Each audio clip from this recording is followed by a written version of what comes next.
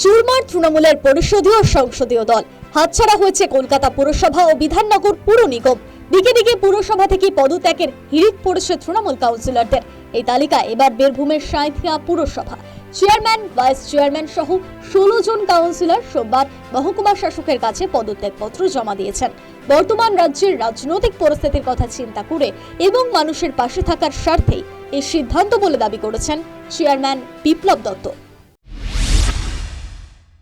Chairman এবং councillor দুটো পদ থেকে, আর বাকি কাউন্সিলর যারা আছে তারা আসছে, তারাও সবাই দিয়ে দিচ্ছে। কতজন পদত্যাগ করছে? মোটামুটি আমি করলাম, আমি সবাইকে জানিয়ে করেছি। এবারে বাকিটা তো আমি জোর করে কাউকে করাতে পারি না, এবার তাদের নিজেদের মতো তারা করছে। শুনলাম নাকি সবাই করছে। একটা দলের প্রতিনিধি তৃণমূল কংগ্রেসে, সেই প্রতীকে আমরা কাউন্সিলর হয়েছি, চেয়ারম্যান হয়েছি।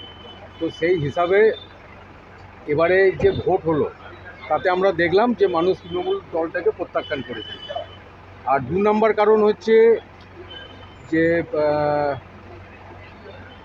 এখন যে দলের অবস্থা তাতে তো আর দলটাই খুঁজে পাচ্ছি না, মানে কোনটা আসল দল, এত দলের ভাঙাভাঙি। তো সুতরাং কীভাবে আমরা আমাদের থেকে তাকাই। পদত্যাগের কারণ হিসেবে অন্য সাফাই দিয়েছেন ভাইস চেয়ারম্যান। পারিবারিক কারণে পদত্যাগ বলে জানিয়েছেন তিনি। 14 জনে এসছি, আপনার মোটামুটি কাউন্সিলররা সব 14 জন আছে। নিজের সিদ্ধান্ত নিয়ে এসছে। আমার জানা নেই, আমি কিন্তু আমার নিজের সিদ্ধান্ত নিয়ে এসছি। আমার শরীর এমনিতে খারাপ আছে, আর দ্বিতীয়ত আমার স্ত্রী অসুস্থ, 15 বছর ধরে শয্যাশায়ী। আর ছোট বোনের আমার একটা ক্যান্সার ফর্ম, আমার মাইন্ডের, এই জন্য আপনি তো চেয়ারম্যান স্বপন বিষয় সহ 11 জন কাউন্সিলর পদত্যাগ করার অস্থিরতা তৈরি হয়েছে মেমারি পৌরসভায়। উত্তর দিনাজপুরে জেলা সভাধিপতির পদ থেকে ইস্তফা দিয়েছেন পম্পা পাল। রাজ্যে পালা বদলের পর দুর্নীতিতে জিরো টলারেন্স নীতি নেওয়া হবে বলে জানিয়েছিলেন মুখ্যমন্ত্রী শুভেন্দু অধিকারী। সেই ভয়ে কি পৌরসভার কাউন্সিলরদের পদত্যাগের হিড়িক?